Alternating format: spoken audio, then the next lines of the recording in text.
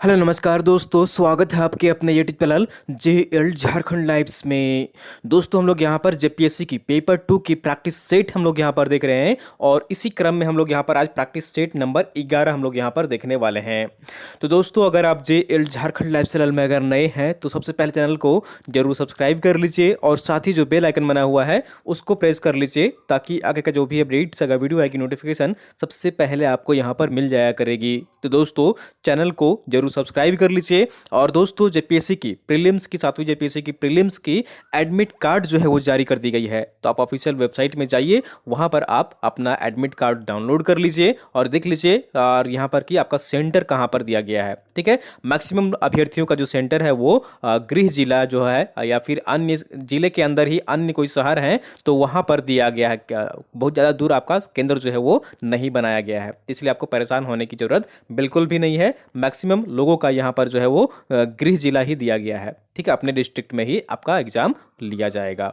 तो अब यहाँ पर आप आखिरी आपके पास यहाँ पर 10 से 15 दिनों की यहाँ पर 15 दिन भी नहीं है आपके पास, यहाँ पर 12 से 13 दिन आपके पास यहाँ पर ये दिन जो बचे हुए हैं उसमें चीज़ों को काफ़ी से ज़्यादा आप रिवीजन करिए और नई चीज़ पढ़ने की ज़रूरत नहीं है। जो चीज़ आप पढ़े हैं उन्हीं चीज़ों को बार बार आप रिवीजन करिए और जो चीज़ भी आपको लगता है जो पढ़ा हुआ चीज़ है उसमें छूट रहा है तो उस चीज़ को कवर कर लीजिए सिर्फ। ठीक है, तो चलिए हम लोग यहाँ पर आज कुछ महत्वपूर्ण प्रश्न हम लोग यहाँ पर देखते हैं। तो यहाँ पर आज का पहला प्रश्न है, मामराज शर्मा ने हिंदी भाषा साहित्य और पत्रकारिता के विकास के लिए रांची से छोटा नागपुर पत्रिका का प्रकाशन कब शुरू किया था।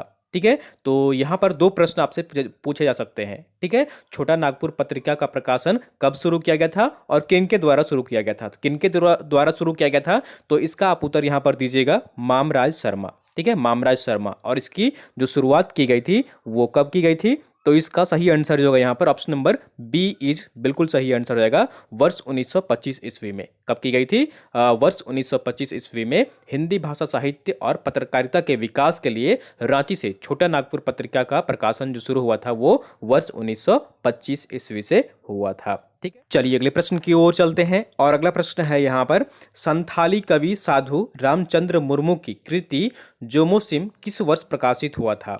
ठीक है, संथाली कवि साधु रामचंद्र मुर्मू की कृति जोमसिस किस वर्ष जो है यहाँ पर वो प्रकाशित हुआ था। तो इसका सही आंसर जो होगा यहाँ पर ऑप्शन नंबर सी इज बिल्कुल सही आंसर हो जाएगा। 1969 में 1969 में संथाली कवि साधु रामचंद्र मुर्मू की जो कृति थी जोमसिम इसका प्रकाशन किया गया था वर्ष 1969 ईस्वी में। तो ऑप्शन नंबर सी इज बिल्कुल सही आंसर हो जाएगा।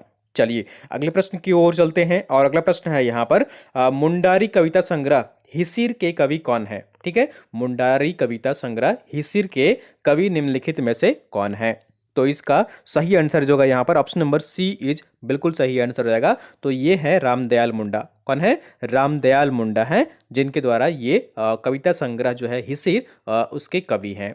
तो ऑप्शन नंबर सी इज बिल्कुल सही आंसर हो जाएगा। चलिए अगले प्रश्न की ओर चलते हैं और अगला प्रश्न है यहाँ पर, कुड़ुक भाषा को मदद करने का सर्वप्रथम श्रेय किसे दिया जाता है। ठीक है, इनमें से जो है वो यहाँ पर इन 4 ऑप्शनों में से कुड़ुक भाषा को मदद करने का सर्वप्रथम जो है वो श्रेय किसे दिया जाता है, ये आपसे प्रश्न पूछा जा रहा है। तो इसका सही आंसर जो होगा यहाँ पर ऑप्शन नंबर ए इज बिल्कुल सही आंसर हो जाएगा। ईसाई मिशनरियों को, किनको, ईसाई मिशनरियों को कुड़ुक भाषा को मदद करने का सर्वप्रथम श्रेय दिया जाता है। तो ऑप्शन नंबर यहाँ पर जो होगा ए इज बिल्कुल सही आंसर हो जाएगा। ठीक है, चलिए अगले प्रश्न की ओर चलते हैं और अगला प्रश्न है यहाँ पर, साप्ताहिक आदिवासी पत्रिका आरंभ में किस भाषा में निकला करता था। निम्नलिखित में से कौन सी भाषा में साप्ताहिक आदिवासी पत्रिका आरंभ में यहाँ पर जो है शुरुआत में किस भाषा में प्रकाशित होती थी। तो इसका सही आंसर जो होगा यहाँ पर ऑप्शन नंबर बी इज बिल्कुल सही आंसर हो जाएगा। ये नागपुरी भाषा में प्रकाशित होती थी। कौन सी भाषा में, नागपुरी भाषा में साप्ताहिक आदिवासी पत्रिका जो है वो प्रकाशित होती थी। तो ऑप्शन नंबर बी इज बिल्कुल सही आंसर हो जाएगा। चलिए अगले प्रश्न की ओर चलते हैं और अगला प्रश्न है यहाँ पर 1839-40 के आसपास झारखंड में किस तरह की पारंपरिक शिक्षण संस्थानें यहाँ पर स्थापित थीं? ठीक है, किस तरह की शिक्षण संस्थानें स्थापित थी 1839-40 के आसपास झारखंड में? तो इसका सही आंसर जो होगा यहाँ पर ऑप्शन नंबर, इसका राइट आंसर जो होगा डी इज बिल्कुल सही आंसर हो जाएगा। इस तरह के सभी, तो संस्कृत पाठशाला भी था यहाँ पर, मकतब भी था और मदरसे भी थे। तो ये सारे यहाँ पर इस तरह के शिक्षण संस्थान जो है वो वर्ष 1839-40 ईस्वी के आसपास झारखंड में स्थापित थे। तो ऑप्शन नंबर डी इज बिल्कुल सही आंसर हो जाएगा। ठीक है, चलिए अगले प्रश्न की ओर चलते हैं और अगला प्रश्न है यहाँ पर पाश्चात्य शिक्षण संस्थानों की स्थापना करने के लिए अंग्रेज झारखंड के किन लोगों से सहयोग प्राप्त कर रहे थे? ठीक है, झारखंड राज्य में अंग्रेज जो थे पाश्चात्य शिक्षण संस्थानों की जो स्थापना कर रहे थे, तो निम्नलिखित में से किसका सहयोग प्राप्त कर रहे थे अंग्रेज लोग? तो इसका सही आंसर जो होगा यहाँ पर ऑप्शन नंबर डी इज बिल्कुल सही आंसर हो जाएगा। तो इन सभी का सहयोग ले रहे थे अंग्रेज झारखंड में पाश्चात्य शिक्षण संस्थानों की स्थापना करने के लिए। तो किनसे ले रहे थे ये सहयोग? तो राजाओं से ले रहे थे, जमींदारों से ले रहे थे, और जो प्रभावशाली व्यक्ति थे उन सभी से यहाँ पर जो है वो अंग्रेज सहायता ले रहे थे, सहयोग प्राप्त कर रहे थे पाश्चात्य शिक्षण संस्थान की स्थापना करने के लिए। तो ऑप्शन नंबर डी इज बिल्कुल सही आंसर हो जाएगा। अगला प्रश्न है यहाँ पर 8 नंबर ये प्रश्न है, वर्तमान झारखंड में कितने आवासीय विद्यालय संचालित हैं? वर्तमान में झारखंड में कितने आवासीय विद्यालय संचालित हैं? तो इसका सही आंसर जो होगा यहाँ पर ऑप्शन नंबर देख लीजिए डी इज बिल्कुल सही आंसर हो जाएगा। तो इनमें से सभी संचालित हैं। तो किस किस तरह के यहाँ पर संचालित है वो देख लीजिए।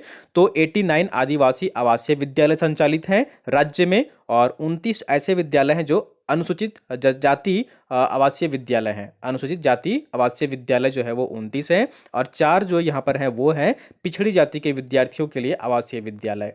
तो ये सभी जो है यहाँ पर जो झारखंड राज्य में, ठीक है, इन सभी जो यहाँ पर शिक्षण संस्थान है, इस तरह के आवासीय विद्यालय हैं, तो ये सभी संचालित की जा रही हैं। तो ऑप्शन नंबर टी इज बिल्कुल सही आंसर हो जाएगा। अगला प्रश्न है यहाँ पर, रेलवे स्टेडियम झारखंड के किस जिले में स्थित है? रेलवे स्टेडियम झारखंड के किस जिले में स्थित है? तो इसका सही आंसर जो होगा यहाँ पर ऑप्शन नंबर ए इज बिल्कुल सही आंसर हो जाएगा। तो ये कहाँ पर स्थित है रेलवे स्टेडियम? ये रांची में स्थित है। कहाँ पर स्थित है? रांची में रेलवे स्टेडियम स्थित है। तो ऑप्शन नंबर ए इज बिल्कुल सही आंसर हो जाएगा। चलिए अगले प्रश्न की ओर चलते हैं और अगला प्रश्न है यहाँ पर झारखंड के स्पोर्ट्स स्टार ने किन किन खेलों में विश्व प्रसिद्धि हासिल की है? ठीक है, झारखंड के स्पोर्ट्स स्टार ने निम्नलिखित में से किन किन खेलों में विश्व प्रसिद्धि हासिल की है? तो इसका सही आंसर जो होगा यहाँ पर ऑप्शन नंबर ए इज बिल्कुल सही आंसर हो जाएगा। तो क्रिकेट, तीरंदाजी और एथलेटिक्स, ठीक है, क्रिकेट, तीरंदाजी और एथलेटिक्स में झारखंड के खिलाड़ियों ने, स्पोर्ट्स स्टार है झारखंड के, उन्होंने विश्व पर में प्रसिद्धि हासिल की है। तो ऑप्शन नंबर ए इज बिल्कुल सही आंसर हो जाएगा। हालांकि हॉकी में भी झारखंड के जो अनेक खिलाड़ी हैं जो विश्व में प्रसिद्ध हुए हैं। तो ऑप्शन नंबर यहाँ पर जो होगा ए इज बिल्कुल सही आंसर हो जाएगा। अगला प्रश्न है, सुशील वर्मा का संबंध निम्नलिखित में से किस खेल से है? सुशील वर्मा का संबंध निम्नलिखित में से किस खेल से संबंध वे रखते हैं? तो इसका सही आंसर जो होगा यहाँ पर ऑप्शन नंबर डी इज बिल्कुल सही आंसर हो जाएगा। सुशील वर्मा जो है वो किस खेल से संबंध रखते हैं? तो फुटबॉल खेल से संबंध रखते हैं। किस खेल से? फुटबॉल खेल से ये संबंध रखते हैं। तो ऑप्शन नंबर डी इज बिल्कुल सही आंसर हो जाएगा। चलिए अगले प्रश्न की ओर चलते हैं और अगला प्रश्न है यहाँ पर, निम्नलिखित में से कौन सा कथन जो है यहाँ पर सत्य है? निम्नलिखित में से ऐसा यहाँ पर कौन सा कथन है जो सत्य है? तो पहला कथन यहाँ पर दिया गया है, पूर्णिमा महतो तीरंदाजी के प्रशिक्षक हैं। दूसरा कथन दिया गया है यहाँ पर, धर्मेंद्र तिवारी तीरंदाजी के प्रशिक्षक हैं। और तीसरा कथन जो दिया गया है वो है, अंतर्राष्ट्रीय बॉक्सिंग खिलाड़ी एवं बिरसा मुंडा पुरस्कार से सम्मानित अरुणा का संबंध उत्तर प्रदेश से है। तो इनमें से कौन सा यहाँ पर कथन है जो सत्य दिया गया है, ये आपसे प्रश्न में पूछा जा रहा है। तो इसका सही आंसर जो होगा यहाँ पर ऑप्शन देख लीजिए, और इसका राइट आंसर जो होगा यहाँ पर वो ऑप्शन नंबर बी इज बिल्कुल सही आंसर हो जाएगा। केवल 1 और 2 कथन जो है यहाँ पर वो सही है। ठीक है, केवल 1 और 2 कथन जो दिया गया है वो सही है। पूर्णिमा महतो तीरंदाजी के प्रशिक्षक हैं और धर्मेंद्र तिवारी जो है वो तीरंदाजी के प्रशिक्षक हैं। ठीक है, तो ऑप्शन नंबर बी इज बिल्कुल सही आंसर हो जाएगा। ठीक है, चलिए अगले प्रश्न की ओर चलते हैं और अगला प्रश्न है यहाँ पर, निम्नलिखित में से कौन सा कथन जो है यहाँ पर वो गलत है। निम्नलिखित में से कौन सा कथन है जो ये यहाँ पर कथन गलत दिया गया है। पहला कथन दिया गया है शेरशाह स्टेडियम रांची में स्थित है। शेरशाह स्टेडियम कहाँ पर स्थित है? रांची में स्थित है, ये पहला कथन दिया गया है। दूसरा कथन दिया गया है चंदन कुमार का संबंध लॉन टेनिस से है। और तीसरा कथन दिया गया है सुषमा कुमारी यादव का संबंध एथलेटिक्स से है। तो आपको बताना है कि इनमें से कौन सा कथन जो है वो गलत है। तो इसका सही आंसर जो होगा यहाँ पर ऑप्शन नंबर राइट आंसर इसका जो होगा यहाँ पर देख लीजिए। तो इसका सही आंसर जो होगा यहाँ पर ऑप्शन नंबर डी इज बिल्कुल सही आंसर हो जाएगा। ये तीनों ही कथन यहाँ पर जो दिया गया है वो गलत है। ठीक है, ये तीनों ही कथन यहाँ पर जो दिया गया है वो गलत है। ठीक है, तो ऑप्शन नंबर डी इज बिल्कुल सही आंसर हो जाएगा। चलिए अगले प्रश्न की ओर चलते हैं और अगला प्रश्न है यहाँ पर, छोटा नागपुर टेन्योर्स कब लागू किया गया था? छोटा नागपुर टेन्योर्स कब लागू किया गया था? किस ईस्वी में ये लागू किया गया था? तो इसका सही आंसर जो है यहाँ पर ऑप्शन नंबर बी इज बिल्कुल सही आंसर हो जाएगा। वर्ष 1869 में 1869 में छोटा नागपुर टेन्योर्स लागू किया गया था।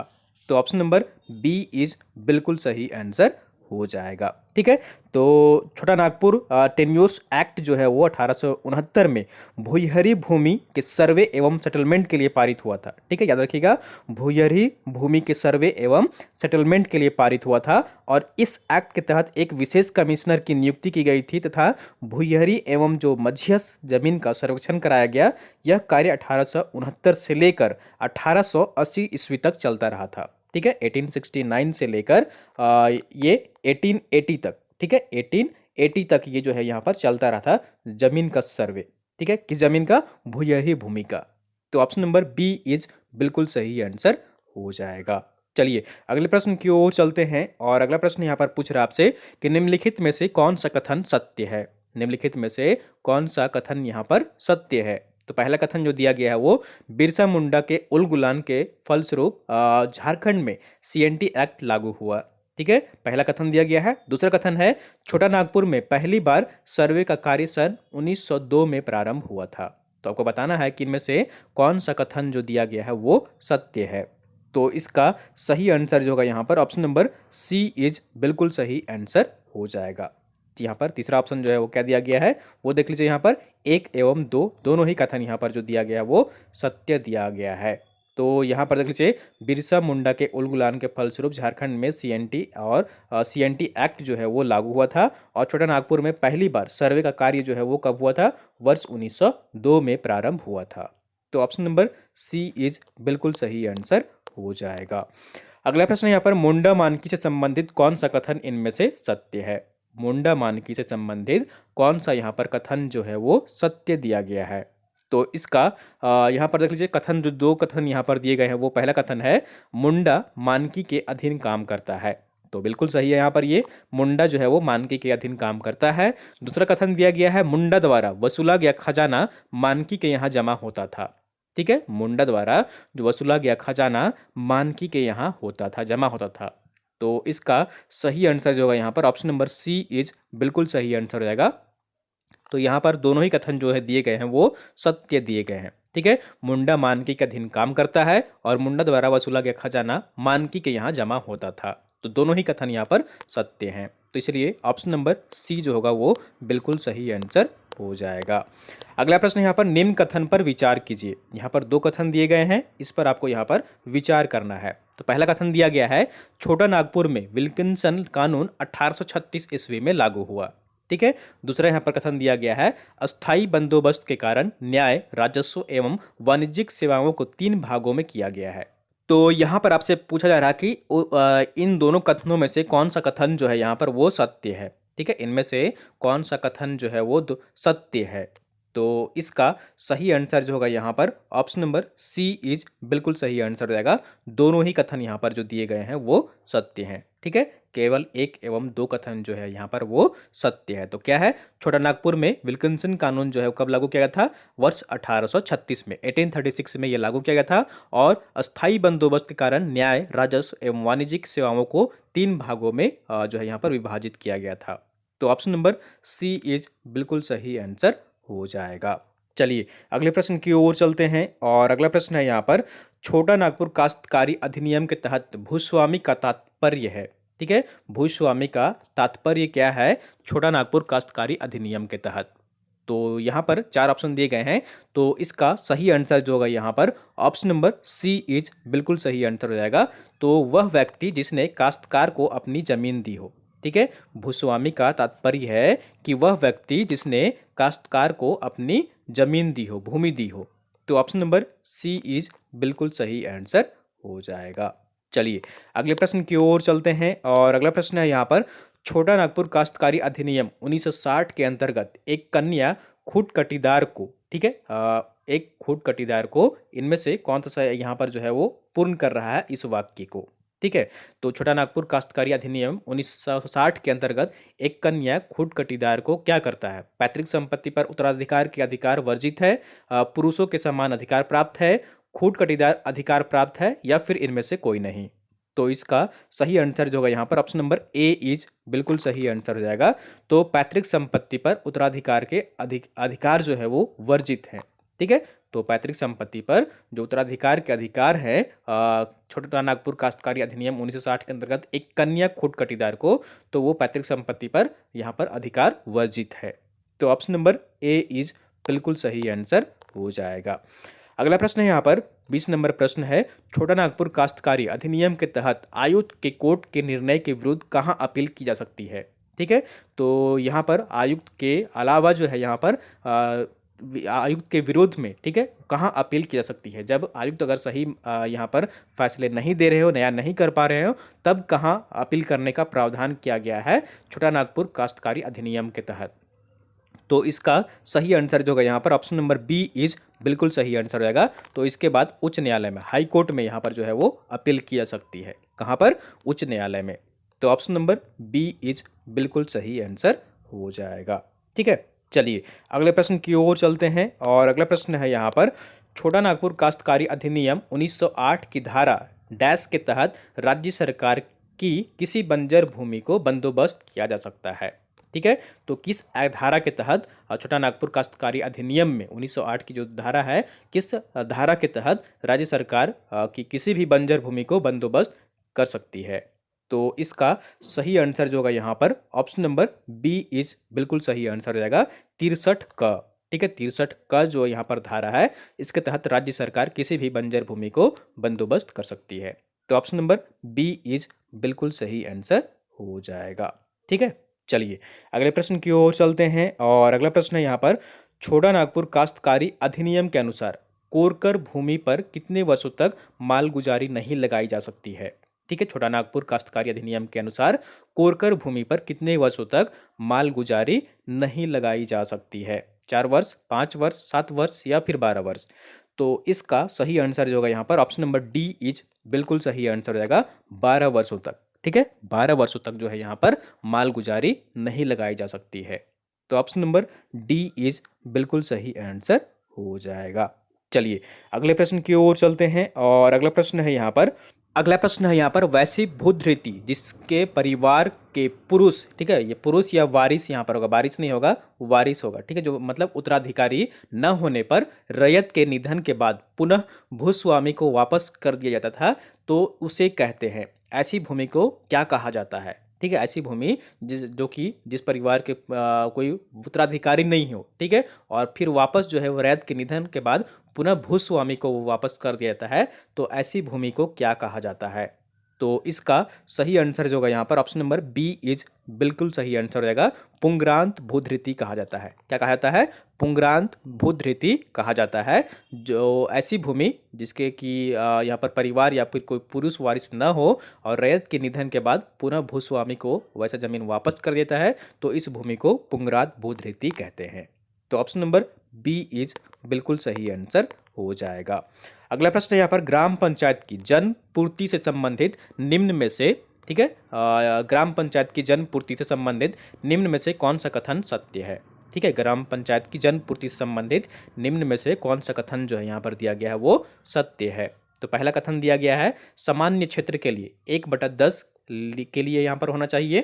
ठीक है। दूसरा कथन दिया गया है अनुसूचित क्षेत्र के लिए 1/3 से कम नहीं होना चाहिए, जिसमें कम से कम 1/3 महिला होगी।